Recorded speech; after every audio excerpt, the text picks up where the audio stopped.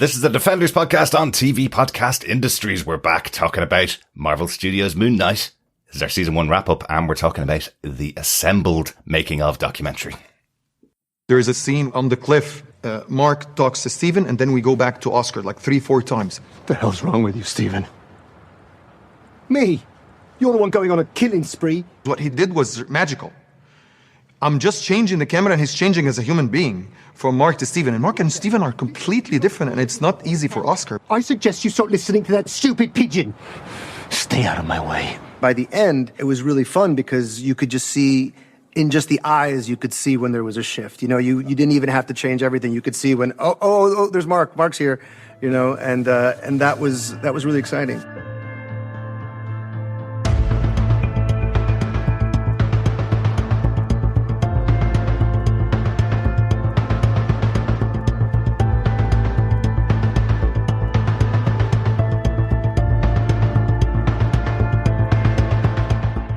Welcome back, fellow Defenders, to Defenders on TV Podcast Industries. We're back for a wrap-up of Moon Knight, which will include a discussion about the assembled making-of documentary available now on Disney+. We'll also be going through our pub quiz questions and answers and giving away some Moon Knight goodies later on in the podcast. I'm one of your hosts, Derek. Hello there, fellow Defenders. I am one of your other hosts, John. And we have got a very special guest with us today. He's very special to us. Yes. Exactly. Chris isn't here. Chris is off on his honeymoon. If you heard our Picard podcast, Chris is off having his honeymoon 3 years after he got married, I think. Basically, yeah. So we've replaced it with someone better. Sorry, Chris. Our wonderful friend Ray, the High Priest of Khonshu and the leader of Into the Night, the Moon Knight podcast, the one and only Moon Knight podcast. Ray, welcome aboard. Oh, thank you so much, Derek and John. Always an honor to come onto the show here. And, it's a special time for us Moonies, Looney Moonies. So yeah, can't wait to discuss. Great stuff. Yeah, I don't think I dressed for a high priest, actually. Didn't no, I'm just in t-shirt and jeans. I should have worn robes. I'm wearing my full robes. This is an audio podcast, not a video podcast, so I get away with that, right? That's true. Damn it, I shouldn't have said anything. Okay, yes. I'm in my full robes. Yes. There you go. But we couldn't let the opportunity pass to talk to Ray about Moon Knight. We've been listening to Ray's podcast about Moon Knight now for 4 years now, Ray? Is that about right? Yeah, about 4 years, I think, yeah. Yeah. So we know how excited you are. We know you've been following the production of the show all the way from the start. You have episodes dedicated to just little morsels of information that were coming out about Moon Knight, and then you did 2 episodes a week about Moon Knight.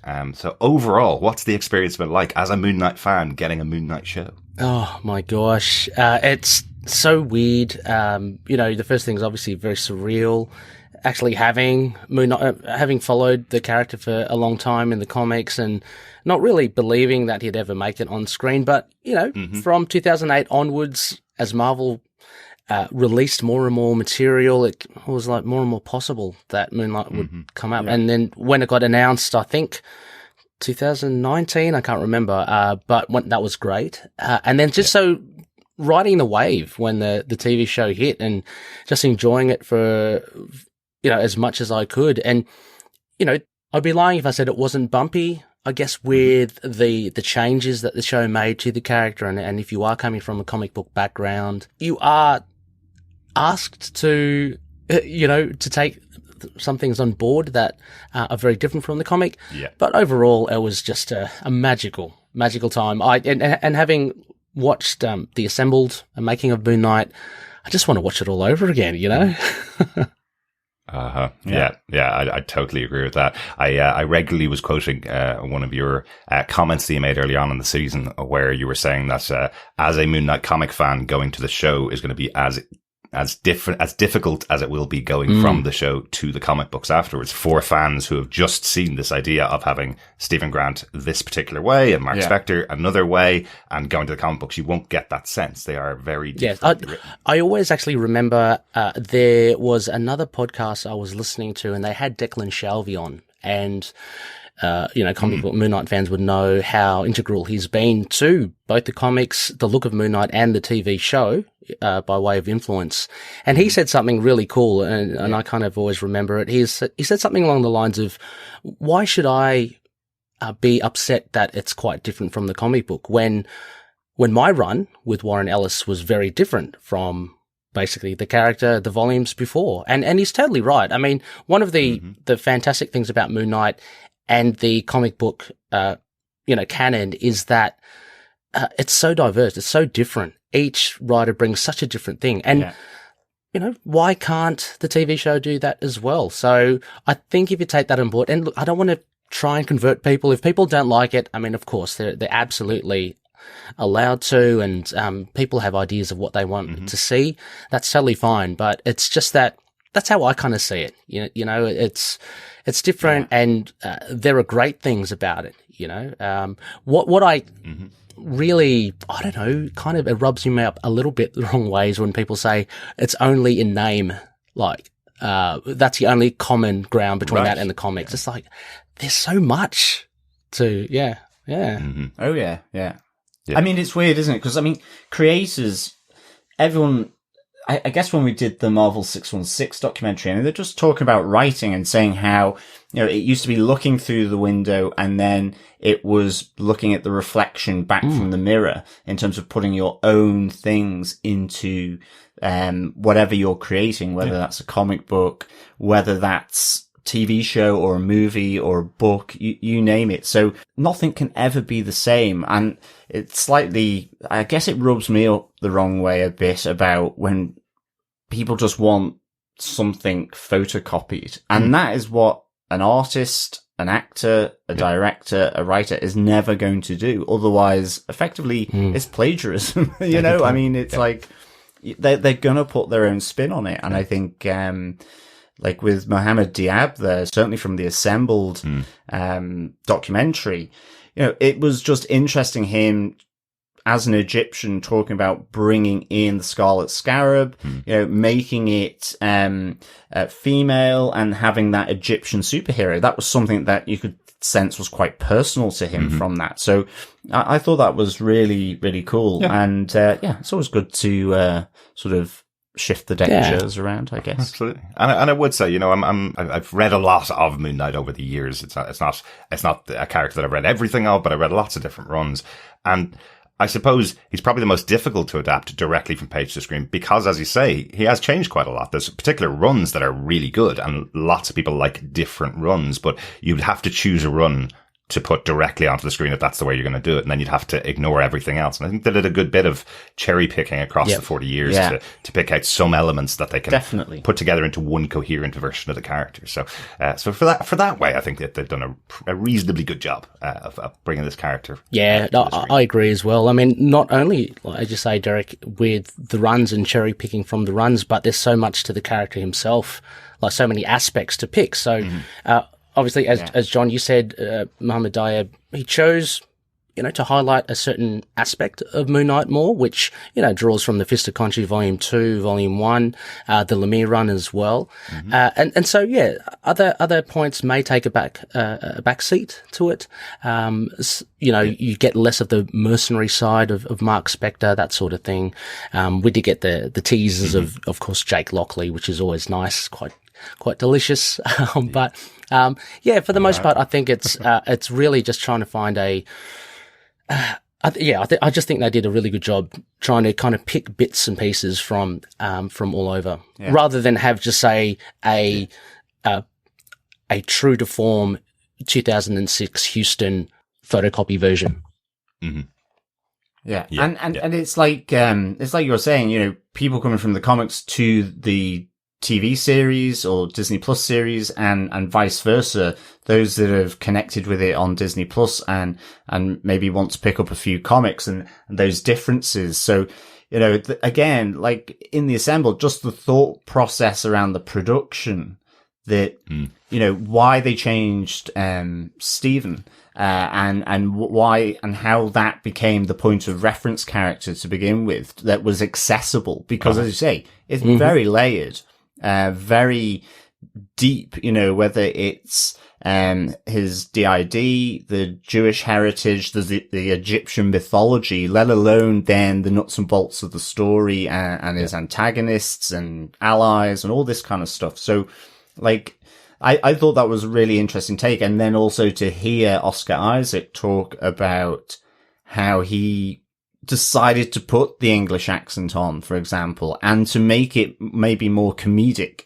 Again, it just really, at least anyone coming to Moon Knight for the first time, it just eased them into a show. And ultimately Disney Plus is looking for that larger, wider audience, given their subscriber numbers to Disney Plus, I guess. So they have to think about a wider sort of demographic of people that are going to want to watch this and come back to it, and so on. Absolutely. And now we have Moon Knight established in the Marvel Cinematic Universe, which is kind of cool. Kind of cool. As we've already started talking a little bit about the assembled making of, will we kick into our major points? Probably a good time to do that now. If you haven't watched the documentary, as I said, it is on Disney Plus, about just over an hour.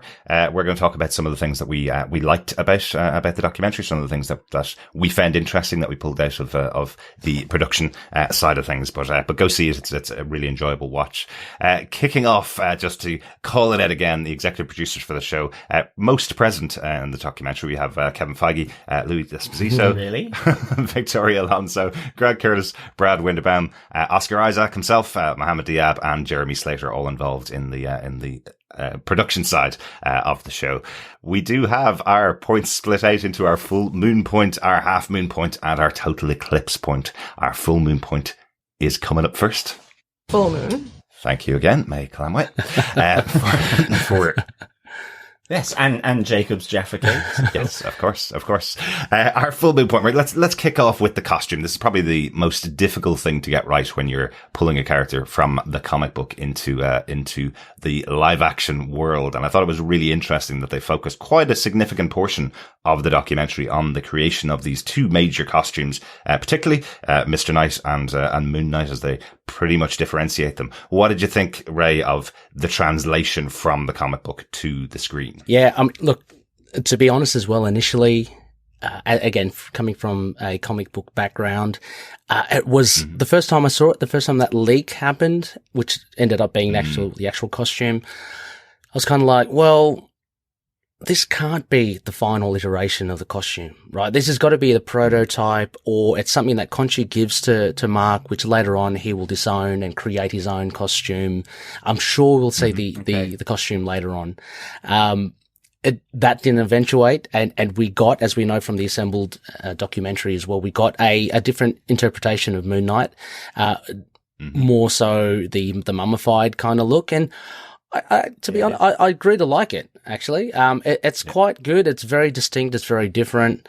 And oh my gosh, how detailed is it as well? Yeah, absolutely. Yeah. The close-ups on it where we see the hieroglyphics that are in the Moon Knight costume, I thought was really fascinating, because that's something you're never going to see on screen. You're only going to see that when you're looking at the costume close up in person, or in a behind the scenes kind of documentary like this, where the camera's focusing on these things. But the attention to detail that they had, I loved the fact that these costumes were also made to be practically worn on set, so they could be filmed properly, and that they could be added into the show without a huge amount of CGI, and they could be replaced with CGI as well. So they used them as a reference point when they needed to be CGI replaced. But they were so detailed. It's so interesting. So seeing somebody walk around in the costume, seeing Oscar Isaac walking around on set in the costume as much as he was kind of a surprise to me. Yeah, I mean, I love the bandages, that kind of the mummy element to it. I mean, it absolutely makes sense to do that, along with the hieroglyphics.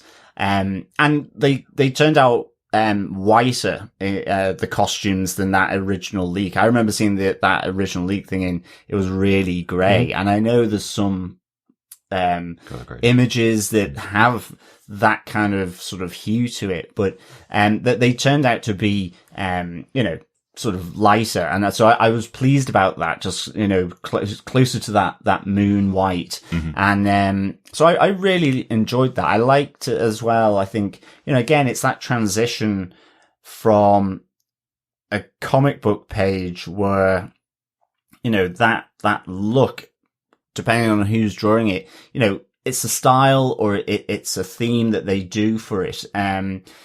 and then all of a sudden you're bringing it to live action. It's got to be people have got to move in it. Mm-hmm. It's got to be durable for, the stunt work being done with it. Yeah. So you suddenly see that, there are different thoughts and reasons for why they go down a certain way. So I love the textures that, I think the lady who designed it mm-hmm. was saying how, I think it was probably, was it Lemire or I think it was that run. Just because it's like flat white. And so they brought the texture onto it. And just how they were printing that, I thought was really, really nicely done. And I think, I just really enjoyed it's also very the style of it. It's also very different from anything we've seen in the MCU before. This is our first caped superhero, am I right? He's the first one that actually has a cape. Yeah. Okay. I'm saying that because Doctor Strange has a cloak. John. Yeah, no, exactly, yeah. Doctor Strange has a cloak. Yes. This is definitely a cape. But like when you see some of the comic panels compared to the final version of it, and you're kind of going, the way the comic artists draw it is that cape could be about 2 miles long, or it can be a very short cape. You have to practically design that it can be used in so many different ways. Like that awesome shot in the show, which was in the original trailer of Moon Knight jumping off the building and throwing out the cape into the crescent moon shape. Like something like that coming to life on the screen, I thought was really, really well done. Yeah, I loved the cape design to do the moon up, silhouetted against the moon. I thought classic, and just that shape is so unique for a cape. It doesn't look like a bat, for example, but I'm sorry, I had to get it in. But it's equally iconic, at least for myself, because of the character. So I really like that. I love the other side of it as well, because I think when we were discussing the episodes to begin with, we were talking about, well, is it magic? Is it whatever, spiritual because of the Egyptian mythology, in terms of his powers, and certainly when he's connected with Khonshu. And of course, it's supernatural in that sense, or I think that's where we settled on in the end. Yep. And so I loved as well that how they said they wanted it to form close to his body, not like it came from, 100 miles away and sort of wrapped around him, but then how it kind of enveloped him from close by. I thought that was really cool. And just the way as well with the marrying of the CGI suit that they would have to do with the real practical one, so that they could get the shadow and the light, and how that sort of went across the costume, or outfit, I guess. Yeah, I think that was a really important point that they raised in that assembled, about how they actually went the full 9 yards to design this thing and mock it up and make it a physical thing, to make the CGI guys' job, I guess, a lot easier. Because at the end of the day, what we got is really, I think, a seamless transition between both. Whereas, you could have gone, it could have gone down a worse route where the CGI just looked really bad for Moon Knight. But I would say, like, for Moon Knight, the character, as well, because, with the show early on, I thought some of the CGI was a bit dodgy, but the character himself was fantastic. And I think that's got to be testament to the hard work they put into the detailing, into the costumes. Just the other thing, another quick point about the costumes that I wanted to raise. I mean, John, you alluded to it earlier as well about creators putting their own stamp on things. And I think the costume was a great opportunity for people like for Mohamed Diab and for the costume designers to actually just kind of flex their muscles and show what they can do. So we got fantastic, like the hieroglyphs, we got them, although you won't pick it up while you watch it, it's there and it's just in detail. And I like the fact that they had that Egyptian consultant, consult about the hieroglyphs. And he said something in the documentary, there was no straightforward translation to Fist of Khonshu or Avatar of Vengeance. For the word night. Night. Oh, night. Yeah. There's no word night. That's right. As in KNIGHT. I presume they had knights back in the but not knights at their end table. Yeah, that's right. Yeah, so they ended up using soldier. I think he used soldier or something. So found that was just fascinating. That was great. Yeah. But also with the Mr. Knight costume, you get the buttons all with the Khonshu symbol, just all those little things you really appreciate, and the textures on all the vest and the coat. I mean, this all just adds up, and it just shows I don't know. I feed off this kind of passion and this enthusiasm, and if you see it come across in the show, then you kind of jump on board as well, and that's what I really did like about the costumes. Absolutely. I don't know, every time a new run comes out or a new artist comes onto the comic books, you get their take on the costumes as well. And what was really evident here was how collaborative the whole process was, because you saw, as Oscar Isaac was saying, everybody put their spoke in, everybody got involved, everybody came up with an idea, and you saw various different versions of that Moon Knight costume, on screen, loads of different concept designs, which is always really interesting to pour through and see what somebody's concept was for that, for that Moon Knight design. Let's quickly talk about Mr. Knight, because there was two interesting things out of the documentary, that I thought were fascinating.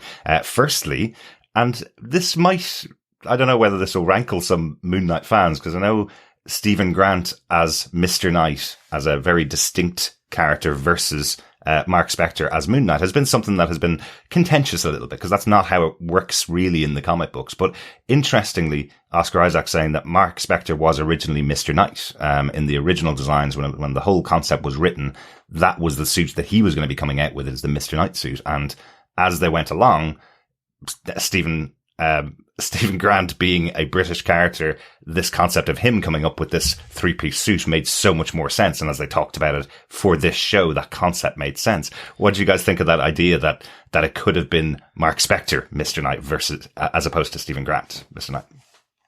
Yeah, I couldn't see it any other way, really. I mean, I heard what Oscar Isaac said and stuff. It just sounded really weird. I couldn't imagine Mark Spector being Mr. Knight, and unless the script was different and Mr. Knight had more of a, more of the Warren Ellis bent. I don't know. I just couldn't see it. And it seemed to fall, one of those things that fell into place. Like the whole fact that Stephen Grant is now British, and you've got that almost, that kind of dapper, or his idea of what a suit should be.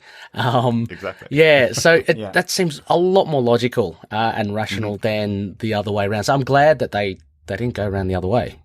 Yeah, me too. And I know Oscar Isaac was saying that it was a 4-year process, the whole period from when he signed on board to the scripts being fully written and everything coming into the production. So it does feel like everything from him getting the British accent wasn't in the script. That was all coming from the collaborative process that was in there. So it totally makes sense in the show why we have Mr. Knight as Stephen Grant, or Stephen Grant as Mr. Knight, whichever way you want to say it. But it totally makes sense in the show the way it is finally. But it would have been interesting to see how they would have handled, because I guess the framing of Mr. Knight in the comic books, he is a more serious detective type of character, so you can kind of see how you would go down that path with a different version of Mark Spector even. But I think the script would have been very different if you had done it that way. Yeah, I don't see how Stephen would kind of then get the caped, the hooded, what is it, the traditional vestments for the Fist of Khonshu. I don't see how that fits, but that's an interesting idea, and it's a great insight into the evolution of what happened.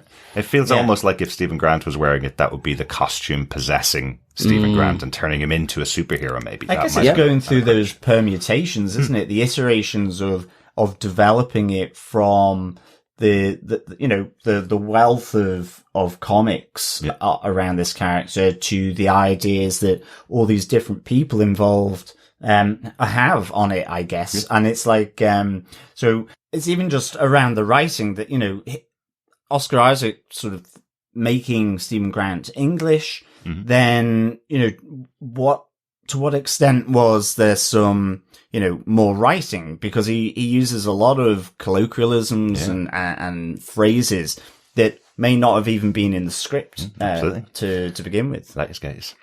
Yeah. Didn't Oscar also say as well in the documentary that he was mucking around with that idea, and his son or something said that's really funny, and that's kind of what birthed it. I think that's hilarious. So I mean, it's weird to think what the script was like before that. Yeah, absolutely. He was saying, he was playing around with the action around his house for a few weeks, and his son was loving it. So he's like, okay, well, actually, we can make this character a bit funnier. Maybe people can pick up on the comedy of the character, which is really interesting. Anything else on the costumes, guys? Anything else on the two major costumes for Moon Knight? The only thing I kind of wanted to just add was probably that, given, with Disney Plus, we don't know whether there will be a second season, but, given this time, effort, quality that they've put into the costumes, that, if Moon Knight does appear in the wider MCU, then, it's there to go. And I guess that's part of it. I mean, it's even like with, say, WandaVision, where we got to see the Scarlet Witch at the end of that series. And that was used directly in Multiverse of Madness. So, I mean, I guess as well, they're also, even though this is for, in quotes, TV, it's also thinking about the wider MCU ecosystem that they need to feed to in movies if that's where it's going, depending on what happens in the future. I guess we have to pray to Khonshu. I think we might. I think I can't see why they wouldn't, to be honest. But anyway, no, absolutely not. I think people are banging on the door of the MCU saying we need more Moon Knight, especially the performance of Oscar Isaac. I mean, and everyone else. I mean, I don't want to forget everyone else too. But just with the costumes, I think it was mentioned in the documentary in Assembled. It's such a unique thing now. We have a superhero with two costumes, and how distracting would it be if you were up against this superhero, right? And we saw it in episode 6, him just changing between one and the other. It plays, the possibilities of the dynamics that you could use to, how you could play with it, I guess is what I'm saying, is just, there's a lot of potential there. So it's very exciting, and it's great that they did introduce the two costumes. I mean, they could easily have just done the caped costume. That's a more traditional one. And I don't think people would have minded if they didn't see Mr. Knight. It would have been something like, oh, maybe that will come in later. But I'm glad that they introduced them straight away. And again, I'm starting to grow on this thing that Mr. Knight is attributed to Stephen, and Moon Knight is attributed to Mark. It's it's fun. And now the question is, what does Jake have? So absolutely, and that's that is a point I was making that I thought was really interesting, because we only really see Jake Lockley in that post-credit scene. It's the only time we see him, and we never see him in his version of the costume, whether it be Mr. Knight or whether it be Moon Knight. That does leave them open to, if we do see Mark Spector or Stephen Grant or Jake Lockley in the future in the MCU, that they have an option of designing another costume that may fit with whatever type of film he appears in and whatever type of series he appears in. They have another option to design a third costume. It's open there, and it wouldn't be a surprise to anybody who's seen this show, which I think is a really interesting way to leave it. And he could be in the Mooncopter, given the amount of damage he can deal out.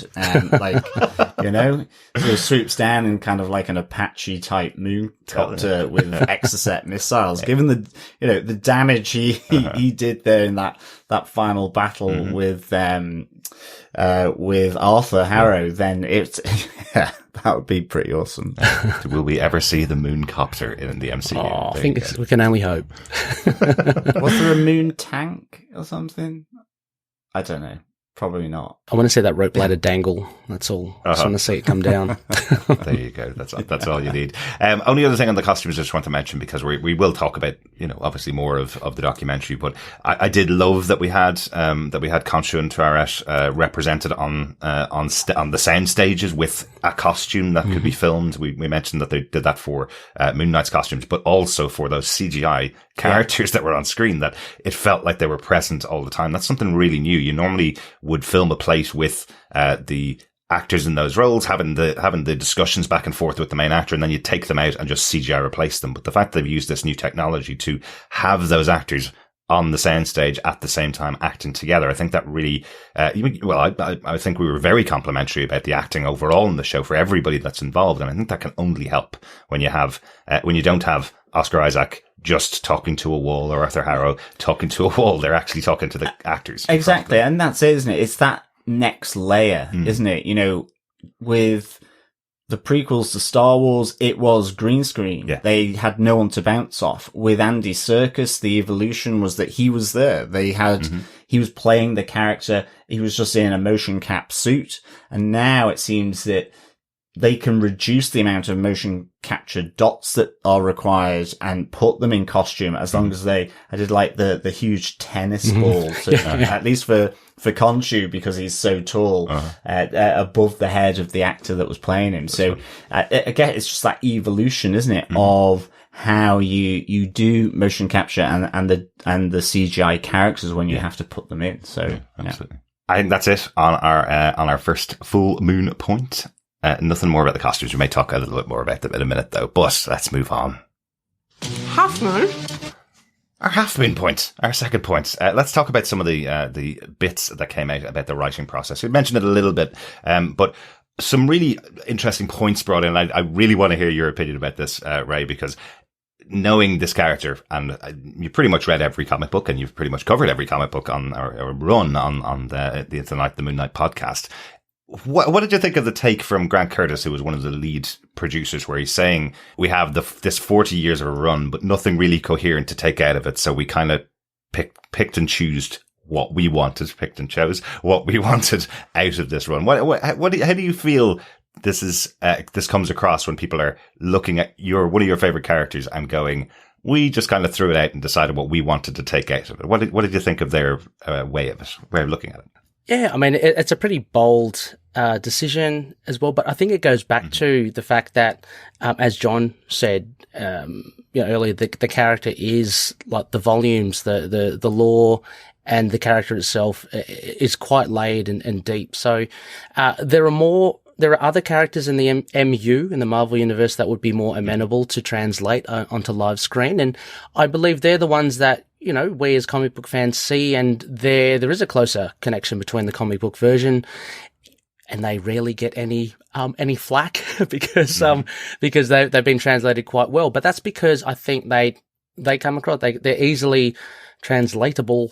Whereas I think Moon Knight is such a difficult thing. I mean, I applaud the boldness of actually just saying, okay, let's not focus on a particular run, because I don't believe Grant saying that the runs are bad or anything. I just believe that it's just too vast and probably a bit overwhelming to try and, try and pick one and then not address the other. So I think they did a pretty smart thing and try to include everything. Look, it's not going to include all the runs as well, and there's a large component of Moon Knight fans out there that do like the modern Moon Knight, which started around the 2006 era with Houston.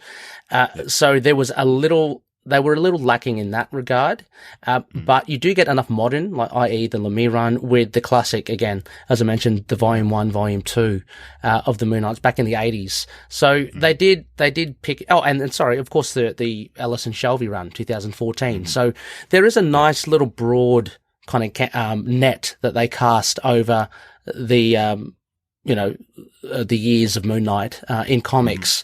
So no, I wasn't too deterred by what he said. I just thought it was a sensible choice, and as a fan, that's what I would have loved to have seen. Actually, I would have loved to have gotten references of the 2014 run, of the 2017 run, of the 1980 run. That kind of is quite fulfilling. I think more fulfilling than actually just having a direct copy of, say, the 2006 or the 2011 run.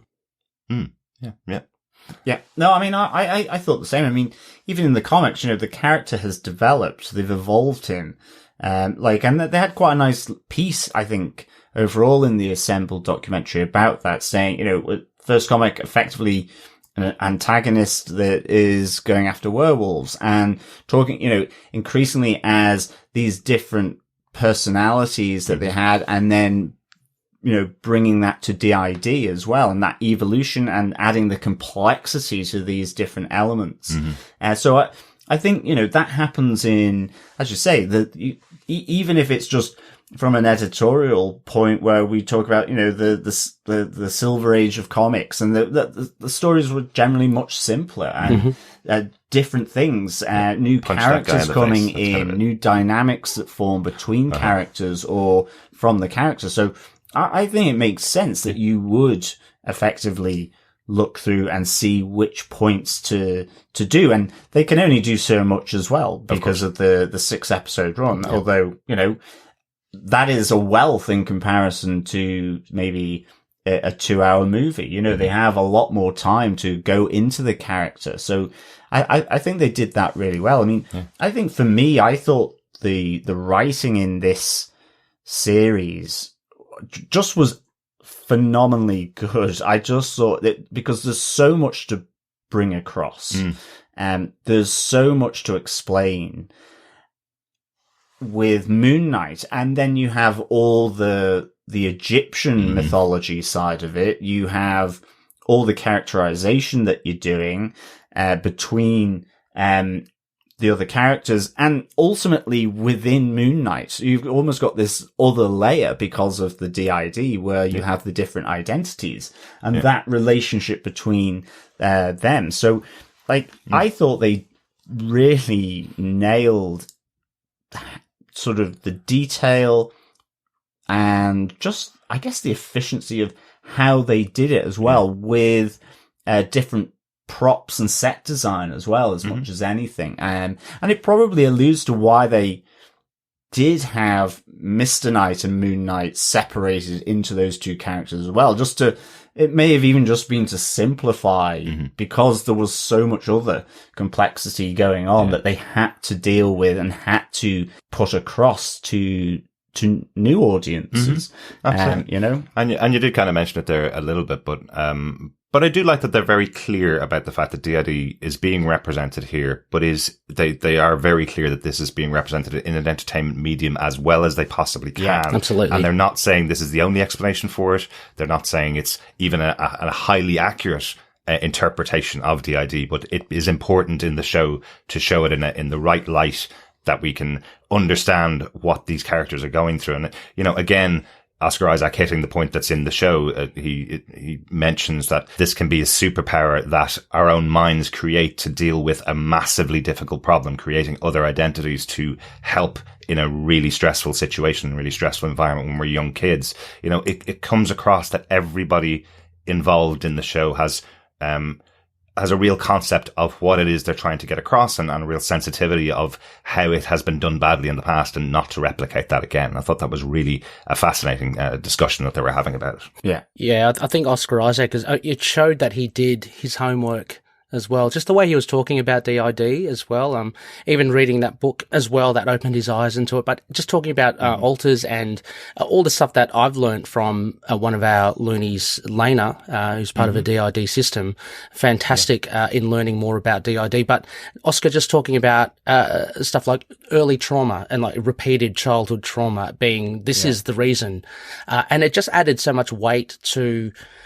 You could see that he took that on board as, I guess, the core of what he wanted to try and represent, and how he grew Stephen and Mark, and how they kind of eventually evolved into the show. So, very much so, there was, and must have been brought across by Mohamed as well, you know, with him wanting to get things really portrayed accurately as well. He mentions that with, say, Egypt, just how that's been portrayed in Hollywood. But, you know, with DID as well, we see in the credits that they have a consultant, for both of those things, and a Jewish consultant as well. So, I think it was really, amazing what they managed to fit in. And I think it was quite evident with the writing. Again, like, there's so much you can talk about and write about Moon Knight, but I found, and I think you guys discussed it in your reviews of the episodes as well, more so, I found from episode 4 to 6 that it was like, my gosh, they pack so much in this. Oh, yeah. Like like bang, bang, bang. And pros and cons, like things like in episode 6 may have fallen to the wayside. You may have had a preference, like, for instance, myself with the Ennead, I would have loved to have seen a bit more of that, but time constraints and just the sheer volume of stuff that they wanted to pack in. And again, this is just touching dare I say, touching the surface of what you can talk about and write about with Moon Knight. There's so much involved. John, you're talking about the horror element, the supernatural werewolf horror elements, you know? There's a detective noir Mr. Knight element. They haven't even touched that yet. But they've gone on and talked about the Ennead, DID. Also, we have a bit on the Jewish background of Mark, which could be explored more. So I think they did an amazing job to pack so much in with so little time and actually have it successfully done. I mean, it could easily have been like, oh gosh, that was really quick, you know. Absolutely. It didn't feel like just a throw off, just to sort of touch base with it. I think in the majority of cases, you know, I think it felt like they gave it as much time as they could, given the constraints of time, and they made that small touch points or larger touch points as sort of informative and as deep and as meaningful and as accurate as they could do. And I thought that it was just, I think, really, really good. And I mean, like, we've just come off as well doing Picard season 2, which, you know, unfortunately, you know, we're giving it a lot of flack around the fact that it was hit by COVID and so on and so forth. But the writing in that just didn't or wasn't able to deal with what happened on that production. Whereas, you know, and it really was in stark contrast because we were podcasting about them at the same time that you just thought this, in terms of Moon Knight, was just being done in such a strong, efficient, and meaningful way, I thought. And you mentioned time constraints, but I did think it was quite interesting that Moorhead and Benson, the other directors on the show, mentioned that they were really dealing with this as 3 movies. And you hear that as well from Ethan Hawke. This was dealt with as 3 movies.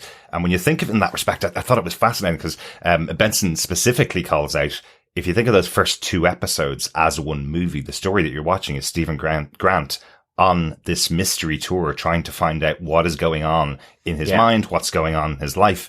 And then at the end of it, the closing credits scene of your 2-hour movie is Moon Knight's introduced.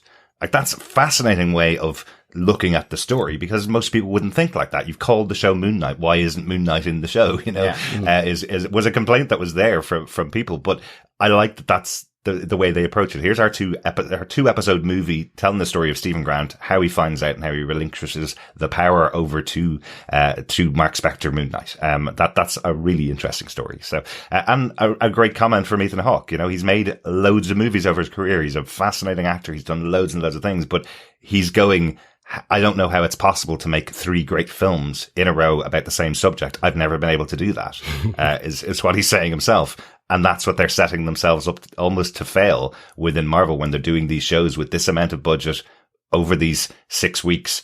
And he believes in, I believe it's absolutely a success here with Moon Knight. There's nothing really that I could say fell over for me in this show. I think overall as a story, they did a great job. I did like I love Ethan Hawke. I think going back to Gattaca, that movie was so good. So I've always kind of been excited to see what he does, but I do like the way how they all seem to know one another. I was like, it was like, you know, I'd seen, I think Oscar says I'd seen Ethan around in the neighborhood. And so, you know, I jumped him at coffee or something in a coffee house and I was just like, well, that's handy, isn't it? But I mean, it's just, even Ethan Hawke saying that he'd seen Mohamed Diab's movie and they were about to set up to make a movie and then Diab was pulled off by Marvel and he kind of goes, do you want to come and join me on this project? So maybe there were a few avatars sort of moving them into position, you know, just to make sure that they got it all lined up and all the ducks in a row. Yeah, absolutely. One final bit for me for the writing process that I thought was really, really interesting. You know, we, as comic book readers, we were always kind of interested to see whether some of the side characters from the comic books would come in, like Marlene, who's quite a major side character in the comic books. And in the show, we have Layla, played by Michael Amaway. What I thought was really interesting in the writing process and what really came out in the documentary is how much the character changed by bringing in this actor, who could have easily just been the Marlene character from the comic books, who has connections. She has an interesting-ish storyline, but I think they've created a much more interesting character here in Layla, specifically created for the show and created around the actress May Calamaway. Yeah. Some great moments with them. I loved the idea where they talked about her becoming the avatar of Tuaret, and they came to her in her dressing room when she was getting ready to go on set and went, "Could you just go out there and pretend to do the same movements as the actress who's playing Tuaret, because you're going to be her avatar, and you need to learn how to do it right now." And they do this big collaborative process to do it. It seems like something that's done on the cuff to suit the production and to make the show even better. And I think it was a total success. I could absolutely see this character of the Scarlet Scarab on her own in a movie, or feeding into another MCU movie in the future. You could see her going off as a completely separate character from this show, which I think is great to see. And the costume for her, the costume was brilliant, awesome. When she first came out, with that rock, pushed it over, and then she showed her wings. The best shot, I think. Just the lighting, the look on her face, the costume design, it was perfect. I think, look, I don't know if this is how they do things, in the industry and in film and stuff, but I tended to think that instance, Derek, what you're saying about May Calamaway and them coming to her was, I guess it maybe summed up this production, because it seemed like everyone was creative and they kind of bounced off each other, and there was almost like a nervousness to it and excitement, and being asked to do this thing half an hour before they're actually going to do it.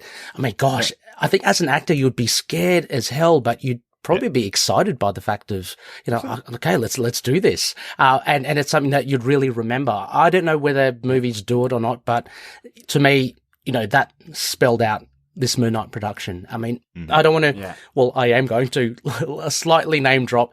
So we got contacted by someone on the production of the Moon Knight set, and they said they were just telling me just some great things, exactly the same sort of things. This kind of real enthusiastic energy and vibe that they had throughout the whole production. It was a lot of hard work, a lot of deadlines, but they just fed off each other, and it seemed like everyone enjoyed it. I mean, Oscar himself said in that documentary, and he said, not throwing any shade on these sorts of movies, but I never would have thought that in this movie I would have been able to flex my creative muscles as much or ever in my acting career. So everyone seems to just love it. Yeah, it's amazing, isn't it? Because, before the show was coming out, I know you guys have and Ethan Hawke himself has corrected this comment that was taken out of context, where he talked about the fact that he felt that these type of big blockbuster movies were starting to have a big impact on the industry. So it's fascinating to see how much work he did in the show, how much input he had in the show, how much input Oscar Isaac had in the show. And I think for May Calamaway, the third major actor on the show, getting this moment to become this superhero, to get her origin story told on screen, to get these really interesting things on there, means that she must have felt as collaborated with as a new actor. She's done some productions before, but as a much newer actor than Oscar Isaac and Ethan Hawke, she must feel like she is as part of that collaborative process as everybody else. It feels like a really interesting production. There is one other scene that I absolutely loved in the show, and I loved seeing the behind the scenes of it. The scene where she's sitting opposite Arthur Harrod, where she's sitting opposite Ethan Hawke on two sides of a set, which is way bigger built than it needs to be, especially if you're using CGI. You can just, make them look further apart, but it really felt like a play. It felt like the two of them were on stage, one side to the other side, making this grand conversation between the two of them, both of them learning about each other, her learning about her past. It was a fascinating scene in the show. It was a really, really good scene in the show, and seeing what went in behind it to make it the best possible scene it could be was definitely really interesting. Absolutely. Yeah. And I think the other element of that for me is, and it's something you mentioned, Ray, about Oscar Isaac, just what he got out of it in terms of, I guess, the collaboration with other people, but also for his own, as an actor in a profession, doing that and doing doing Mark, doing Steve, and ultimately at the end doing Jake Lockley as well. But we talked about his changes in the podcast as we covered each episode. And I thought that was really, really great, seeing that, you know, he started off where he was just doing Stephen Grant scenes, and then, you know, coming back to that same scene and just doing the Mark Spector, sort of separating them by a day or a week or whatever it was. 2 months to begin with, wasn't it? And then because of the muscle memory, because of just the technicality of having to do the different eyes, the different voice, the different sort of stance and all that. But it got to a point where, you know, they could do it in shot, or he could do it in shot. And I just thought that was fantastic, because there were so many times where he was saying, you know, is this a cutaway where it's, you know, happened on another day? Or is this him doing that sort of seamless flow of moving from one to the other? And to hear that he actually did that as the filming progressed, as he, you know, effectively was becoming comfortable of transitioning between one and the other. I thought that was just great, because, I mean, to the writing, you've got to have that kind of dynamic, and that adds to the difficulty, the technical difficulty for the actor, but also the production in how you have to set up those scenes. So I thought that was really cool that we got that insight from the documentary as well. Yeah. I mean, even Oscar Isaac saying that it's not exactly method, but he walked around just with the Stephen Grant accent, just to kind of reinforce it. I guess, as you said, John, muscle memory, try to really get into it. And then it relaxed after a while, because he knew how to, he was chopping and changing in open scenes. So yeah, a testament to the writing and testament to absolutely the Oscar Isaac's acting talent. Yeah. It makes me slightly worried about whether we'll get him back in a movie, because him getting into that position after, as you said, 2 months to begin with, just doing Stephen Grant scenes, and then eventually getting that muscle going after a while in the production. I'm kind of suddenly going, if he has 20 minutes on set of a next major Marvel movie, is he going to be able to do that character the way, as well as he's been able to do it in the Moon Knight show? Is he going to be able to switch back and forth like that? Or is it going to be slightly lesser because the production is smaller, or shorter, I suppose, for the movie? But he's an amazing actor. I'm certainly not going to say that he can't do it. Never say Oscar Isaac can't do something. Yeah, well, and I mean, you know, that's happened previously as well, sort of with the Avengers and Endgame and all that kind of stuff, where, you know, so the Russo brothers having to sort of take the other properties that have been developed by other people. So I guess as long as they've got someone that can do that well as well. When they get round to Secret Wars, Moon Knight and Secret Wars. That'd be awesome. That'd be good. That'd be awesome. Anything else on the writing process? Anything else on that point at all? No, not from me. Good stuff. I just think, sorry, Derek, just off the back of what you were saying about May's portrayal and Marlene as well, I think it was great how she did add this thing. She brought another, I guess, facet to the character, in the sense that she talked about bringing out an important in showing the emotional, the vulnerable side of Layla, which we certainly see. And again, I think that really did aid in making her character so compelling as well. I think it was so.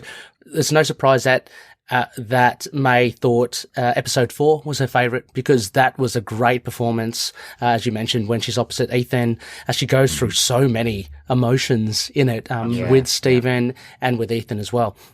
Yeah. Also, just finally, Mohamed Diab talks about representation, and I know some people may roll their eyes at that, but I found it very, I don't know, just very heartwarming that he gave it a great importance for it, and the fact that we got the Scarlet Scarab, like we got a genuine surprise in the show. Like, as comic book fans, you're hoping to see things that you've seen in the comics, but what happens is that you're not surprised. You know, you get that satisfaction. Oh, cool, they've referenced that, but we actually got a surprise with the Scarlet Scarab. Like, I never saw it coming, and it was fantastic. And the fact that it was representing a first, like, Egyptian superhero, I got like goosebumps every time. Actually, I still do every time I see that moment where she's stopping the van. and the little girl saying, "Are you a superhero?" And she goes, "Yeah." It's like, that's so awesome. It is. It's brilliant. Yeah, and really good. I mean, because the representation is really important. And I mean, yeah, he kind of says, he was almost, it's not that he was embarrassed saying it, but it was almost like saying the word's overused. But it's almost, it's representation, but it's also just accuracy for life, isn't it? It's in the same way that they have the consultants are around Judaism and Jewish culture, Egyptology, and with regards to DID, it is representation, but it is also about authenticity and accuracy of what is being put on screen. Absolutely. And as well as the representation, as I said earlier, that was just such a good thing where he says we have our first Egyptian superhero, and it's an Egyptian superhero and it's a female Egyptian superhero. And that is fantastic. Absolutely. Absolutely. And I think, we've all had those moments in our life when we see someone like us on screen, and it's really important to all of us to have those moments, and the idea of just young girls seeing someone that's powerful like them on screen is really important. But you can tell how important it was to Michael Amway herself saying, I'd never seen anybody who looked like me, who was like me, and acted in even any heroic way in a movie before. So me being that person for somebody else is really important. So I love that idea that we're getting this expanded universe. We've had, 29 movies now. We've had, this is the 6th MCU series and tons of other Marvel series. It's time to start spreading out that the love for all of the types of people in the world. So I love that they were able to incorporate that in the show. But as you say, John, it would have been completely inauthentic of the show to not have Michael Amway being a powerful character in this show, regardless of whether it's not a box ticking exercise. It just makes logical sense for the show. Yeah, definitely. We may, the older we get as well, the more jaded we may be. We've collected comics or what have you, watched TV shows like this when we were young. Like we had those moments as well, but as the older you get, it's kind of like, here's like, here's another thing that's on the nose representation. But we forget, we should be reminded that, as you say, Derek, there are younger audiences here that may, latch onto that and have a resounding impact on them. The same way that we had that kind of feeling when we kind of identified with, say, Spider-Man, or when we were younger, or the Incredible Hulk somehow. Exactly. I'm always angry. So. Well, I think when I went through my fat phase, I identified with Jabba the Hutt, for example. I loved eating toads just like that. Nice. Good stuff. Great discussion about the writing of the show. We got one final point to talk about.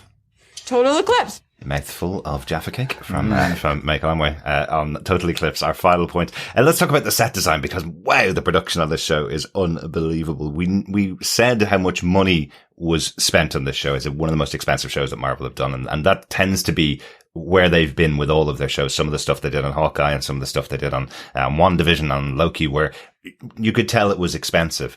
When you look at the set design on this show and the amount of detail that went into the production, it is fascinating. I pulled out just one line, which I didn't notice in the show, and it really frustrated me because it made so much sense. The idea that Stephen's apartment, which we see right at the opening of the show, is in the shape of a pyramid. That was done by the production designer on purpose. They put it in an attic so that we as an audience who are poring over every detail would see it. And I didn't see it. It really annoyed me, but well done. Just even from that little piece of production. But then you go being inside the pyramids of Giza and seeing the size of the canvas that they're working with on this production. And you can just say, why didn't they just put up, a green screen and just paint it in a computer, but the practical sets that they built, the design that's going on, and the elements that, again, like the costumes, you may not see the detail on screen, but it's there showing the world that they're building. It's just fascinating. Absolutely. I think my favorite of all of that, was where they got the art students to come in me too. for Alexander the Great's tomb. Just that they painted them, had different people, because it would have been different people painting these walls, back in the day. And then obviously they come in and distress them. But I thought that's exactly what you want to do. It just felt so collaborative, just made sense. And I thought that was a fantastic part of the assembled. And I think the other part was just like some of the little details. So when, I think it was the Egyptologist was talking about the Ushabtis, and that, this idea of encasing the god in stone, certainly not in Egyptian, lore and mythology. But they took this Ushabti, the things that would guard the pharaohs in their tombs and be there as different representations of different gods, and use that, sort of for the comic story, or sort of for the story of locking away different gods, and so on. I thought that was really, really good. How something nothing to do with it, but using, the Ushabti, for that purpose. So I thought that was a really cool little insight as well. Cool. Very cool. Yeah, I like that point as well too, John. It was a nice little nifty thing that is quite memorable. And I love the fact that, we joked about it on our show as well, about like how they're encased in stone, but it's seemingly quite easy to release them. You've just got to break the thing. It's a nice little compact idea that works on film as well. Like, we have the whole wall of Ushabtis as well, and us speculating, oh my gosh, all these gods and deities, the endless possibilities of what if Layla breaks the wrong one, all that sort of stuff.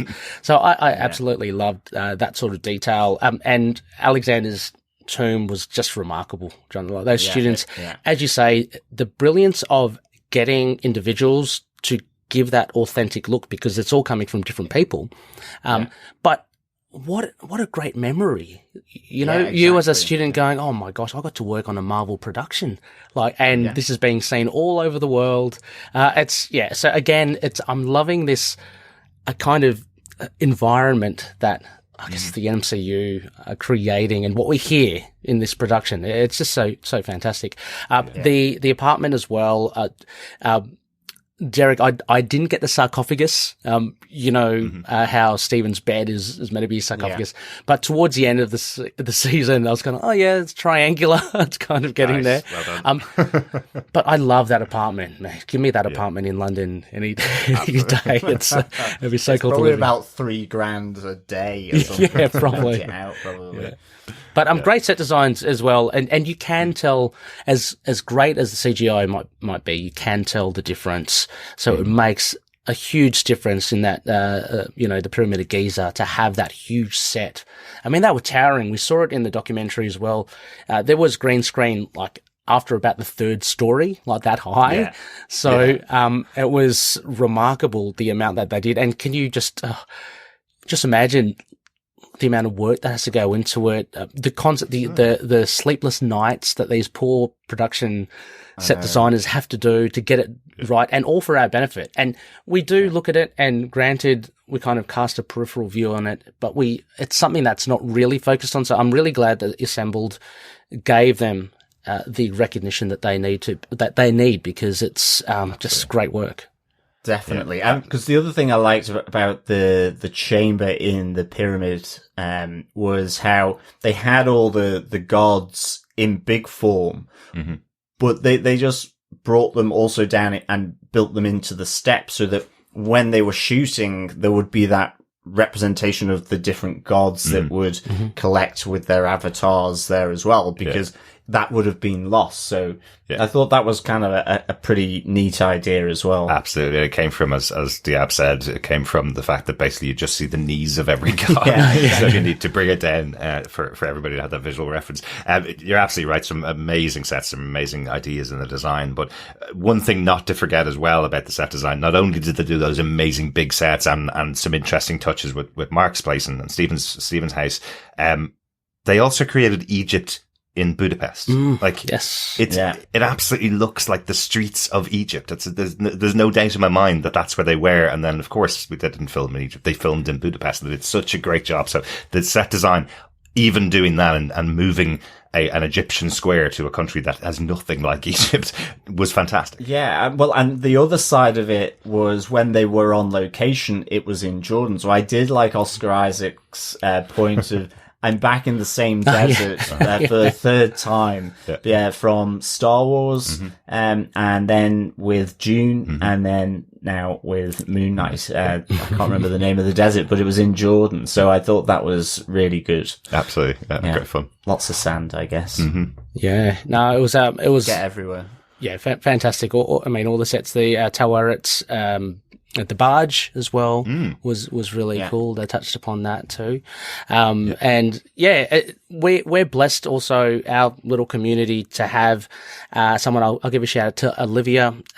She's similar to, say, Lena, who really feeds us great information on DID. Olivia is Egyptian, and so she was kind of giving us like commentary as she watched the show as well, and she absolutely loved it. She's saying the level of detail, authenticity, like the little things, like there's in episode 6, where they have the big fight, there's a sign, I think it's like I could be wrong, but like a convenience store or something, or a restaurant. And that's kind of prominent in Egypt as well. The things like where Mark goes up to that gentleman in Egypt and he's pouring that drink, like though they're so common in Egypt as well. And also just to the fact, if I go to say just the acting in episode 3, I think you guys covered it as well, those the criminals, the thugs, the way they did that dance with the knives, again, very authentic to Egypt. I loved, again, this level of detail, and the set design's crazy. I mean, and there's even the guy like who plays Khonshu, Kareem El Hakim, and he mentions as well how authentic everything was as well for him, how it kind of brought back these memories of being in Egypt as well. So, again, full credit to the set design crew as well, and it's something obviously very important for Mohamed Diab to have brought across. Absolutely, definitely, really, really interesting stuff. Anything else on the sets, or anything else on the show that you want to talk about, guys? I certainly don't. No, I don't have anything else for set design. Okay. It was just phenomenal. It was, yeah, really, really interesting. The only other thing I wanted to pull out from the show overall was just having Kevin Feige talk about Moon Knight. I'm sorry, but Moon Knight is one of the minor characters in in comics. He's someone that's getting better known, obviously, as we've talked about. But having someone like Kevin Feige going, this is a character I wanted to see on screen. This is someone that's so rude, Derek. but he's minor character. Well, he's a much like bigger character. Doctor Strange is just a wizard, well, or a magician. Well, no, he's not. He's a mercenary, not a minor. I know. But having someone like Kevin Feige saying that this was someone that he was putting forward as a character that he wanted to see on screen because the character is so different from things that they've brought forward, that is the guy that Kevin Feige does. When he says it and when he talks about it, it doesn't feel like he's being fed those lines by his PR team. It doesn't feel like he's being told who characters are. And how to describe them on screen. It does feel like he has a genuine love for the Marvel comic universe and what he really is about, and what this whole Phase 4 really has been about for me is introducing new things to the universe, whether that be having directors come in and put their stamp on things, like having Sam Raimi's version of Doctor Strange that we just saw in the cinema, or Mohamed Diab and his work on Moon Knight, and everybody collaborating together on Moon Knight. This feels like a whole new phase of introducing things that are brand new and may go one way, may go another way, but it's about delivering something completely different than we've seen before. And hearing Feige specifically say that's one of his intents, is bringing in characters like that you may not know from before. Yeah, let's face it, he's one of the biggest nerds there is, isn't he? As powerful. And that's coming from us. Yeah, exactly. No, but in all honesty and in sincerity as well, it's, as you said, he's not being fed these lines. He knows his stuff. He knows, he's willing to actually go. Granted, he's got so much success so far, so he's got a little bit more leverage to do stuff like that. But he's willing to flesh things out like these minor characters and to see how they fit into the MCU. It's just really well thought out, and I think, I mean, it's pretty obvious in saying that Feige one of the reasons why the MCU is as it is, and it's such a success. But you need that nerdism from him. Absolutely. Absolutely. Let's hope he's grooming his successor now. Yes. Because the MCU isn't ending anytime soon. So let's hope he's got somebody coming up behind him that's got the same knowledge. Okay, final thing on the Assembled then. Anything missing that we think they could have talked about in the Assembled that they didn't focus on? I was giving this some thought as well. After I watched Assembled, I think I commented on TV Podcast Industries, the Facebook page. I just said I've really enjoyed it. It ticked all the boxes for me. But thinking about it a bit more, I mean, of course, there's so much that they could have, highlighted. I think one of the things that I would have loved to have seen would be maybe more of an insight into fight choreography. Well, we see a lot of it on like YouTube, and we saw Oscar Isaac's fight rehearsal scene. More recently, May Kalamao's exercise regime and her kind of obstacle course to do her kind of action sequences that's been released. I would like to have gone into, say, maybe the fight scene, the choreography of episode 3, where he's with Anton Mogart and there are the spears and there's a lot of action there. And as well as the final episode 6, because when you see Mr. Knight in full flight and Moon Knight, it was awesome to see. So I would have loved to have seen a bit of that. Absolutely. I did like the comment from the stunt coordinator that he did enjoy working with the Stephen Grant character, because Stephen Grant has no idea how to fight. Yeah. So you have to have the ability, because everybody has that survival ideas. So at least you could put that on Stephen. Yeah, absolutely. That's kind of cool. Yeah. I mean, there was a little bit, but I think, given how the fighting went, for sure, that would have been good. I think as well, there was nothing as such on the music either. Now I know some have, like WandaVision had a big thing on the music. Absolutely. Because of the difference in styles between each of the episodes, and because they had a number one charting song in Agatha All Along. So, but then they knew what they had. But I think sometimes the music hasn't always been brought out on these Assembled anyway for some of the other shows. And I thought, it would have been good to have gotten something on the music. Yeah, absolutely. On that point, we actually got a bit of feedback in from Matt Murdoch over on Twitter at Musical Concepts. He was saying the same thing. He was saying that this was decent, but I wish they would spend a little bit of time in these shows covering the scoring and music supervision.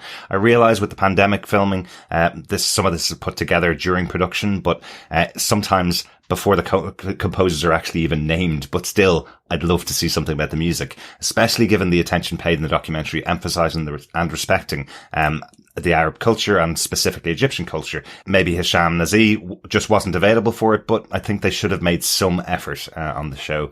I think it's one of those things where in a lot of cases, the composers or music supervisors in many respects are not on the set, because they're in the recording studio doing the score and so on. But it feels like an end-of-day interview with them would be really reasonably easy. Exactly. How did you come up with the concept for the score? And, something that was definitely coming out throughout the show. I know even watching the first episode for the 4th or 5th time when it was released, I was going through the song choices that they were making in the first episode. All the way throughout, some of the Egyptian songs that they'd chosen, which to local Egyptians were very famous songs, but had not broken out into the world. And you could see the reaction from people hearing this music that they hadn't heard before. They clearly put a lot of thought into the choices that were made in the show. And you feel like that's something you want to represent when you're doing a documentary. Look how much work these people put in. Give them an opportunity to share why they chose what they chose and let them talk about it. I totally agree with you guys. I think music is something that I'd love to have seen a bit more of. And even some of the, the more recent sort of the popular songs as well, given the Cupcake Van, and you had, Wake Me Up Before You Go Go. Yeah, Wake Me Up Before You Go Go. Again, excellent. Hey, you had Engelbert Humperdinck dressed in a Moon Knight outfit on his Instagram. Engelbert Humperdinck and Moon Knight, two things I didn't think would be meshing at any time in our pop culture. that song was in my head for days and days. But you're right, absolutely, and agree with Matt as well. I think the music, it would have been good to have gotten, I guess, something as well, because it did play a huge part.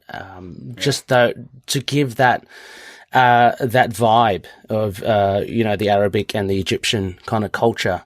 Even I always just remembered episode 3 with Mark and Layla on the boat, and there are those citizens, having a party, doing and singing away. So that sort of stuff, it just fed into the whole vibe for the show. So yeah, it's a missed opportunity, but again, availability may have played a part.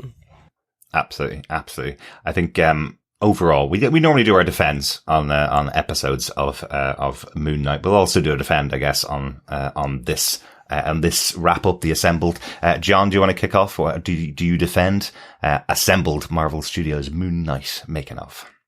Okay, I wasn't expecting this, but I mean, yes, I do defend it. It's always nice to get the behind the camera look. I mean, ever since Peter Jackson did the Lord of the Rings stuff, it's like, for me, it is almost essential viewing in terms of bringing you through the process. And I think this probably did it the best we've seen it so far. I think you can tell that with the Assembled, as they've gone on, they've warmed up, and I think they're getting a bit more clued in as to what they need to do. I know COVID was there, so maybe it was a bit more difficult, but I really enjoyed this, and certainly because, in any case, I loved the series. I mean, I think I gave it 5 out of 5s for each episode, and it was 30 totally out of 30. I know, totally in my wheelhouse.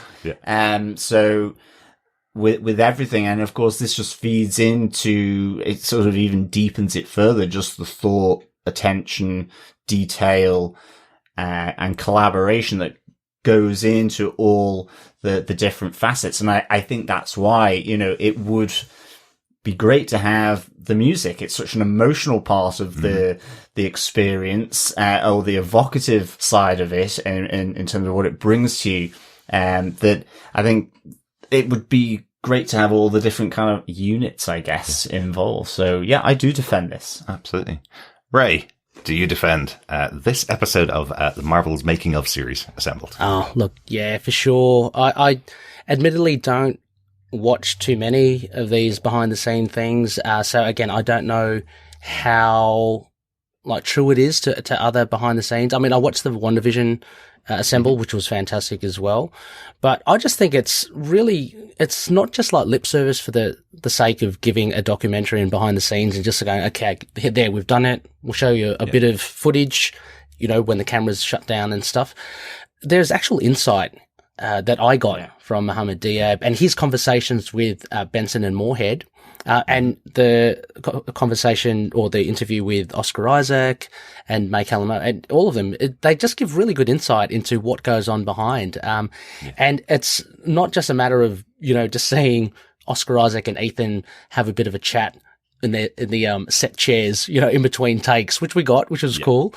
It's a lot more than that, and so I think it's, John, I'm starting to think it is essential viewing as well, because it's just so interesting and it makes you appreciate it more. And like I said, I now just want to watch. Well, I'm doing a rewatch now of the series because of having watched Assembled. So absolutely defend it. Excellent. I actually have a feeling that every screen in your house is playing Moon Knight at all times. Right. Not wrong. Good stuff. For myself, I think I'd echo you guys. It's the best of the Assembled series that have been released, probably because it feels like they know they're making something special here. It feels like everybody knows they're doing something very different here. WandaVision felt exceptional because it was the first of the Marvel Disney Plus shows, and they knew how much pressure was on them making it and trying to make this half-hour comedy effectively for the first couple of episodes, building into this drama. They knew they had something really special in there, but this is a great making of it. Gave some great insights, and as you say, the best testimony of it, Ray, is that I do want to go back and watch Moon Knight another time. We watched, I think, each episode about 4 times absolutely. while we were doing our podcasting, but definitely looking forward to watching it again. And also, we got a bit of feedback in from Donald Dennis, one of our wonderful defenders, who was asking the question. There are some making of pieces that are up on YouTube, a couple of minutes of some of the behind the scenes of Moon Knight. And he was asking the question, do you prefer that or do you prefer Assembled. After watching this Assembled documentary, which I think is the longest, an hour and 7 minutes, I think I'd watch a 4-hour version of it. I think I'd watch the Lord of the Rings appendices version of it, where it's 15 hours of every single department showing you what their work day is like and talking about everything that went into it, because it feels like a really interesting job for 6 or 7 months for all of these people, or 4 years in the case of the writers and directors and the cast. So I'd love to see more. Really, really good. That's it for Assembled. A great discussion. Thanks so much for joining us for that, Ray. It's really good to get your opinions and thoughts on the show as well. We have one more piece of business before we shut down this wrap up podcast, which is our Bar with No Name quiz. We've got our questions and answers this time, not just questions, actual answers for this. Yeah, as though they were sort of chiseled onto large pieces of sandstone. Yes, welcome back, fellow defenders and quizzers, to the Bar with No Name. Yes, I guess you'd probably have a baby Guinness or a full pint of Guinness. That's sort of dark as night and with a moonlight type head on it. I like that. Yes, exactly. Guinness, maybe they'll start advertising themselves as the drink of moonlight. Yeah, absolutely. I'd buy it. I'd buy it anyway. So we have our questions. We'll run through them and followed by the answers. And whoever wins will be in a chance for some goodies. Yes. Once again, we did this whole thing where we have our pub quiz. We went through the whole thing, gave it a question every single episode, told you to send in your answers, and you did. Thank you so much for doing that. But we didn't get a chance to tell you what the prizes were. Reason why is because we've been giving out Funko Pops for all of the Marvel series, and unfortunately the delay between the end of the show and when they're actually released is getting longer and longer and longer. So we felt really bad at the most recent winner of our pub quiz. Andrew Davis won the Hawkeye pub quiz, and he received his Funko Pops from Hawkeye, which finished in December. He received them last week. Thank you so much for your patience, Andrew, on that. That was purely the way they're being released, and I know he holds no grudges against us. But if we're giving away some goodies for Moon Knight, we want to make sure you can actually get them in your hands soon after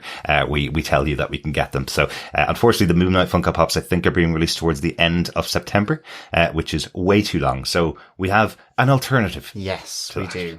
So we have Moon Knight Volume 1 by Jed MacKay. This is the current run of Moon Knight that's currently live, I guess. So it's the first kind of collected volume of the first number of issues from that comic run. And then one of the things that greatly influenced the look of this series is Moon Knight by Lemire and Smallwood, the complete collection. So yes, you can get down sort of and dirty, I guess, with the complete collection by Lemire and Smallwood.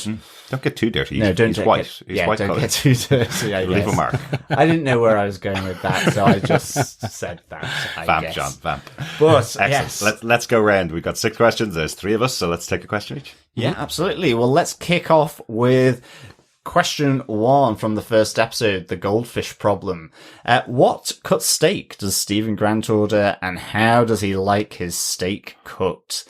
It's the best bit, cooked good, yeah, very good. So that is it, yes. You know, genuinely, I think that's probably my favourite joke from the entire season. Yeah, and absolutely. when we watched it ourselves, and I know you guys on Into the Night, the Midnight podcast also got the episodes in advance as well, but I remember laughing and going, this is really funny. And then the episode came out, and then there were so many really sad memes of poor Stephen Grant on his own, saying, you know, as a vegan, going to a steak restaurant and just going, I need the best bit, whatever it is. But that's it. It reminded me as a kid, you know, when you're not going out to restaurants or anything like that, and you start going as you get older or something, you get first taken out by your parents or something, and you kind of go, well, I get a steak, and then get all these questions from the waiter, and I'm like, I don't know. What does it even mean? You know, you have to kind of learn, you have to sort of educate yourself as to the things around sort of different steaks that are on offer. So I completely got it. And the other side of the joke, as pointed out by many of our wonderful fellow defenders who entered the competition, the other side of that joke is the waiter completely takes Stephen Grant's answers incorrectly and gives him the exact opposite of what he asked for. He asked for the best bit of the steak. He ends off getting a center cut, which is not the best bit of a steak. And when he asks for it good, very good, which means, can you cook it really well for me? He gets it well done. He gets it the worst type of cooking of a steak and one of the worst cuts of the steak as well. So poor Stephen, completely taken advantage of. Cremated. It's one of my favourite scenes from that episode, actually. It was massively well done by Oscar Isaac, just acting it. Loved it. Yep, excellent stuff. Episode 2 question. Summon the Suit was episode 2. The question for that was, what number container does Stephen Grant explore to find out about a person named Mark Spector? The number was 043. It's beside the QR code, which would have given you access to Moon Knight Annual from 2019, which I love that they did that throughout the season. That was a really cool touch. Yeah. But the number was 043. Yeah, I was trying to think of the relevance of 043. Did you know? Because also his apartment number. They love dropping the little Easter eggs, but I could not come up with what 043 was. So, but also a great comic, that 2019 Moon Knight up against Kang, of all people. So, how cool is that? How cool is that? A character we're going to see back in the future as well. So really, really intriguing to see that that available for free. So go check it out. You still can if you go get the QR code from episode 2. Ray, do you want to give us the question for episode 3? Yeah, sure. Episode 3, The Friendly Type. The question was, how many years does Khonshu turn back the night sky over Egypt to help Mark, Stephen, and Layla find the tomb of Ammit? And it was 2,000 years. Mm-hmm. So, I love this. I love it. Again, unfortunately, John doesn't get to read the answers that we get in. And I love it because... I put them together. Locked away from them. I put them together. I see what people are coming in, and they always think you're much harsher with your questioning than you actually are. So the answer is 2,000 years. That's what's said on screen. But everybody was looking for a much more specific answer. Everybody was like, "Oh, in the show is it 2012 years or 2001 years?" But no, simply 2,000 years. Everybody got that one right. So don't worry. John wasn't trying to punish you. Yeah, no, I mean, I am a scientist, but I wasn't going to work it out. I just let Khonshu do his magic sort of spin movements and spin. And yes, so 2,000 years. Excellent. Question 4, yes, from the episode The Tomb. In the vault of the imprisoned gods, how many of Shabby's or stone statues are seen in total, including Khonshu's Ushabti? Yes, I realised I pronounced that word differently both times to that question. It's not too bad, John. No, not too bad. But it was 10. There are 10. So the gods are pretty naughty, really, aren't they? I guess they get locked away quite often. Wow. I guess there are a few. I was trying to see if you could spot them, who they might be, but I couldn't recognise any of it. But I'm sure one of them is the equivalent to, I guess, Mephisto. He's got to be there. He's got to be there somewhere. Got to be there. Yeah, he's got to be. Well, I think it's a great opportunity for the show to kind of put some of the more well-known gods on ice. I think that was a great idea. So we do have a certain sun god, called Ra, who, did not appear in Moon Knight TV show and wasn't mentioned at all. Possible that he might have been in one of those Shabtis and could come back in the future because, hey, sun and moon are opposites. Yes. Yeah, absolutely. Possibilities. Right, I've got the great question. Thanks, John. Our most unusual question we've ever done on a pub quiz.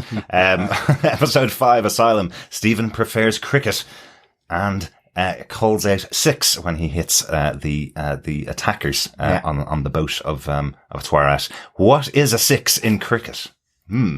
Oh, actually, Ray, yes. Do you know the answer to this off the top of your head? Oh, absolutely. Yeah, Aussie, I love cricket. There you go. There you go.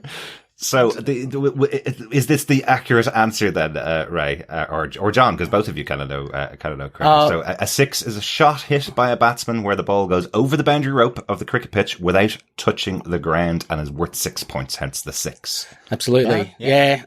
In the older days, there was no rope, so it would just be over the fence. Yeah. But now there's a predetermined measurement of the oval, so there may be a rope, and as long as it clears it. Then that's a big 6. The highest shot you can score in cricket. Yeah. Very good, very good. I love that that John was getting everybody in America to look firstly what is cricket and what is a six. Hopefully, not too many people went to an asylum and went crazy because of it. But I guess it was linked to the episode. Yes. I guess it's the roles were reversed when talking about baseball, because I didn't understand baseball when I sat through. I think it was a good 8 hours of it in Baltimore. Although it's 5 days for cricket, I guess. Yeah. Just be thankful that Stephen didn't shout out LBW. That would have been really hard. Absolutely.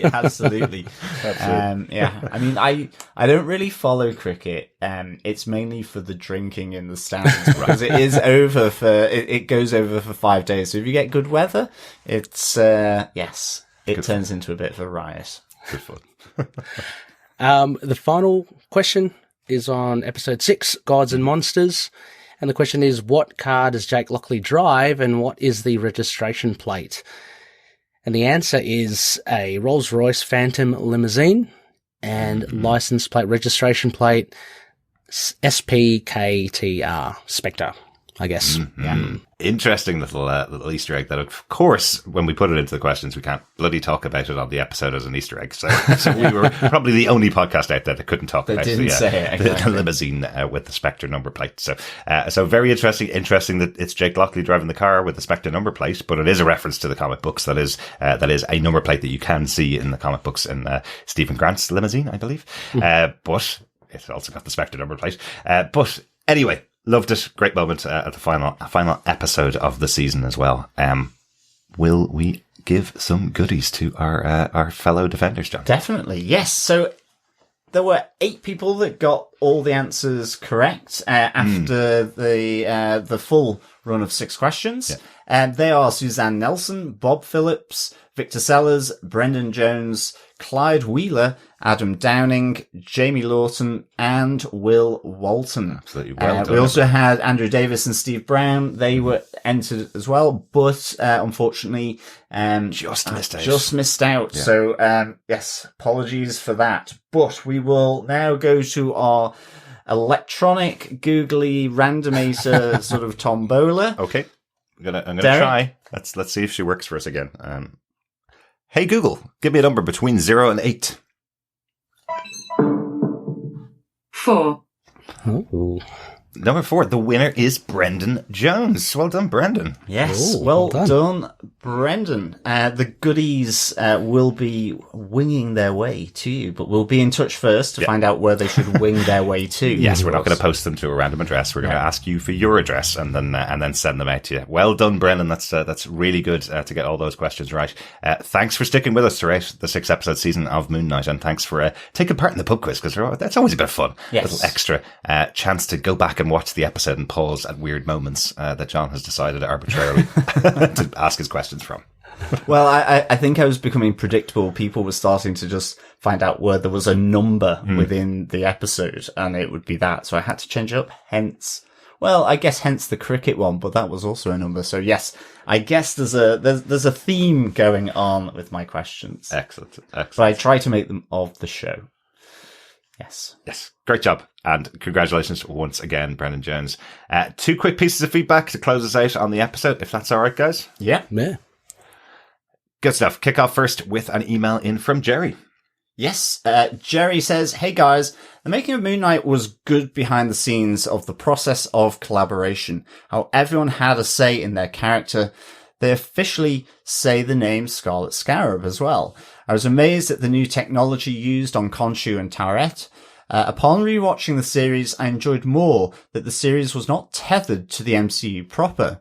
I hope we get more Moon Knight soon, or at least more Scarlet Scarab. Your loyal avatar, Jerry in Niceville. Thanks, Jerry. I think you're right. I think we're all wanting a bit more Moon Knight, certainly on this podcast, and definitely into the night, I'm sure. I think I'd be fairly shocked if there was a big no going on there. But it's like Ray's like, I'm done. I've had enough. they ruined it. Yeah, exactly. So definitely, yeah, I'm hoping so too. And I think you're right. You know, I think there's something about. I love the MCU, definitely. But sometimes I do get slightly annoyed when they talk about consistencies and it having to be kind of like funneled down a certain thing and what have you. Because I like the individualness of different characters and so on. And so I think in this series, I think they did that really, really well. And I mean, to be honest, I'm hoping, that they link Moon Knight in somewhere to the Midnight Suns or something like that. Certainly because we've got the Black Knight, and what have you. And I guess because of the London setting, I thought you just never know. But anyway. Yep. Who knows? We always kind of posit this question as well, like how does he fit into the MCU? I wanted to ask you guys, what would be the most oddball pairing, could you think, for Moon Knight in the current stretch of MCU characters? Who would you like to see? Like really, I think there's a way they could do it, but look, I'm a Nick Fury fan, so I want everybody to pair up with Nick Fury. There's a way they could do it because of Mark's history as a mercenary. You could kind of lead that into S.H.I.E.L.D., but I would love to see Samuel L. Jackson on screen with Oscar Isaac trying to work out who this character is in front of him. I'd love to see that interaction between those two characters, but I think it'd be a weird pairing. Well, and there's the whole MI6 thing as well, and I guess, so I guess the mercenary stuff as well as, I guess even some of the investigative noir. For me, I would like to see Midnight Suns, because then I know that also there is the potential for Doctor Strange. Because I really want to see the Bar with No Name come on this, and I think with all the other characters that could potentially go into the Midnight Suns as well, that I would definitely like to see that. I think the oddball thing would probably, if they paired him with DC, maybe Superman, give him, or Condiment King from DC, right? Something like that. So, I would say oddball coupling would be Moon Knight and Miss Marvel, but the comic book is coming out in a couple of months' time. That's true. I guess we're going to see that pairing. So, how about yourself? For any thoughts on oddball? I don't know. I was just thinking, like, who's the furthest removed from who Moon Knight would probably see? I don't know. Maybe Ant-Man or maybe Star-Lord somehow, but I don't see how they would. But again, that would be very odd to see them.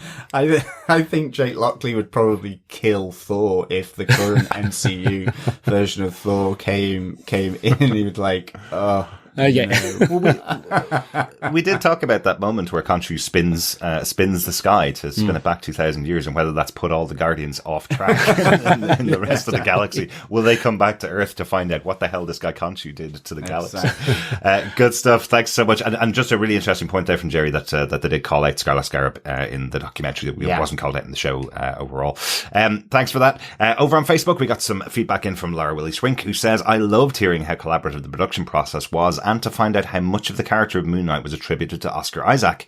No wonder he was given an executive producer title.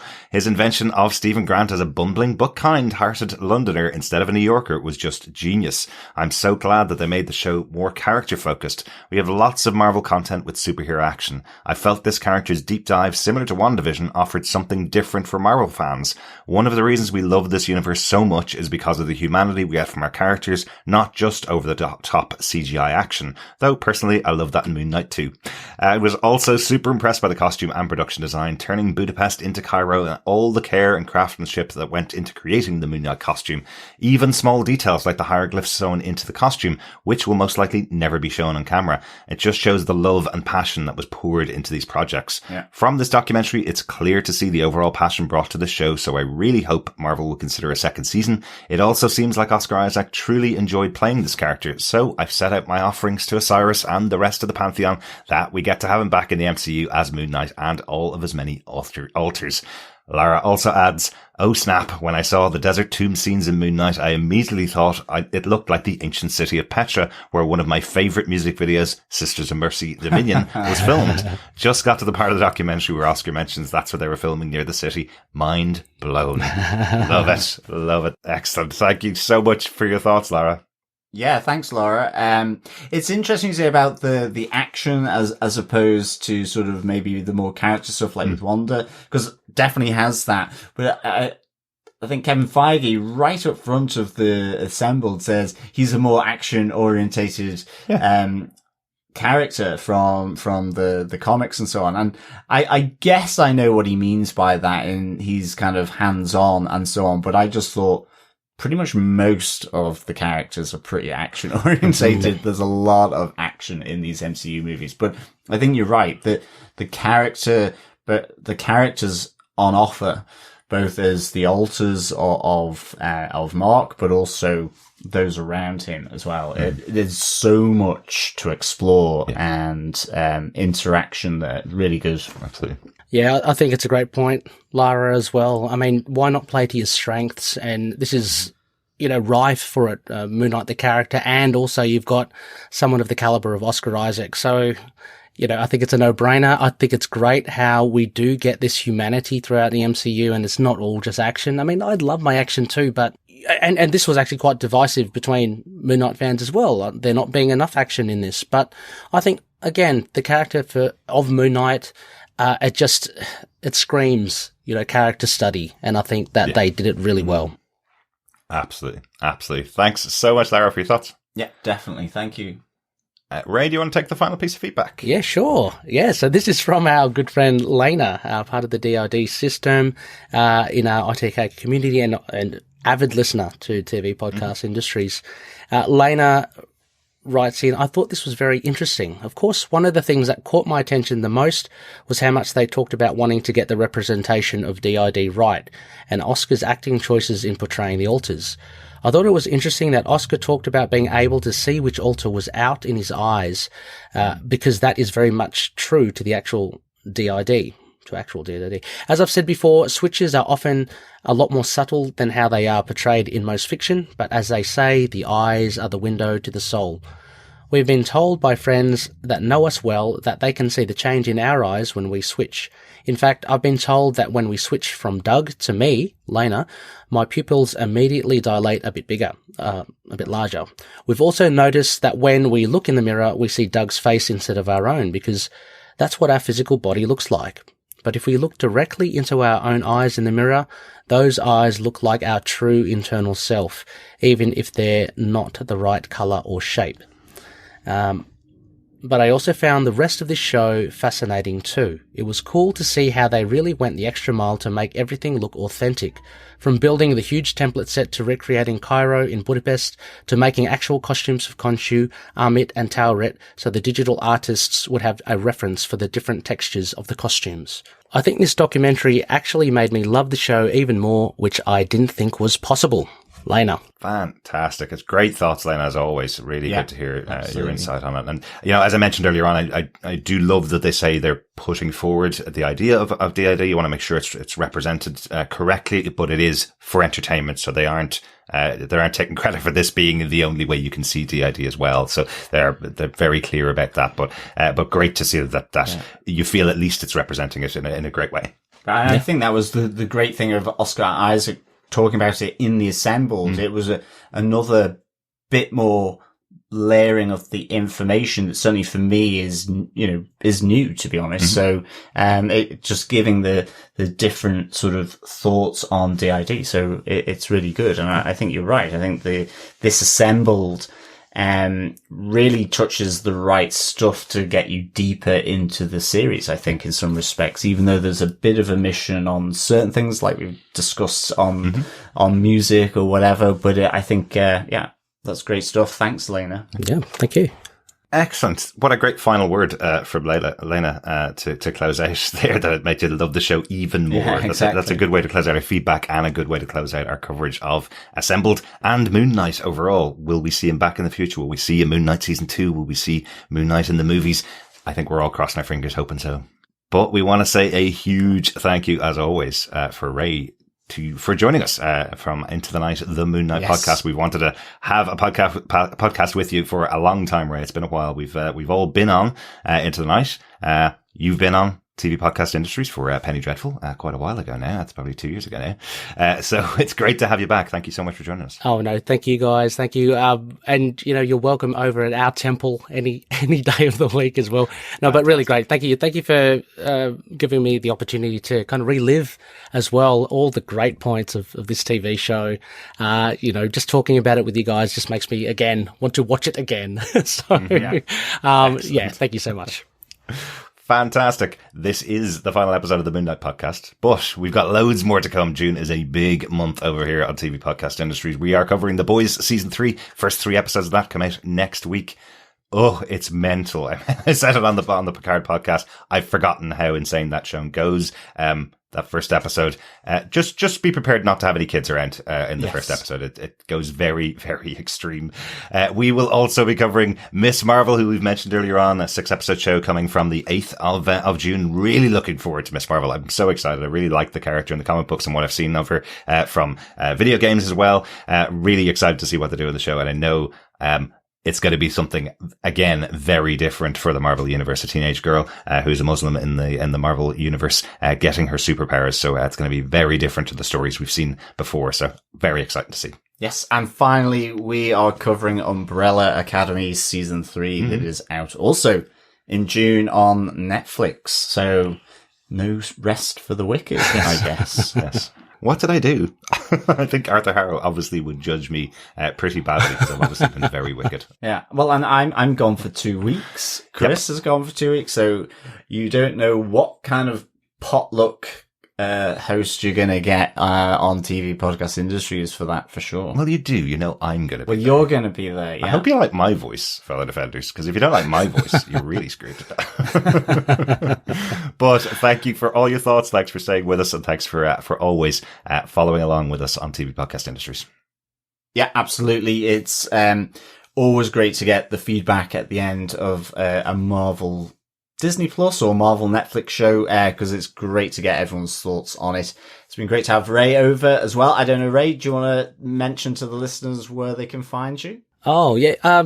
Just the easiest way is maybe on Twitter at RayRayPod, REYREY pod. I just love talking about comics, anything related with comics. And yeah, I've got a few podcasts there. One on Moon Knight, Into the Night, one on Spider-Woman, To Know Her Is to Fear Her, on Last Sons of Krypton, it's a Superman podcast, and finally, last Tuesday of every month, I'm doing a Scarlet Spider Spotlight on Capes and Lunatics. So yeah, just catch me on Twitter. Happy to chat. Excellent stuff. And if you want to know more about Moon Knight, highly recommend Into the Night, the Moon Knight podcast. It's our source for all things Moon Knight. Absolutely. And of course, you can find us and subscribe over at tvpodcastindustries.com on any moon-loving or sun-hating podcast catcher of your choice, I guess. But yes, we will be back in June with a crazy hour, I guess, on podcast releases. So yes, coffee, lots of coffee required, I think, for everyone involved. But thank you so much, fellow defenders, for joining us. As always, it is a pleasure. Keep watching, keep listening, and keep defending. Bye. Bye.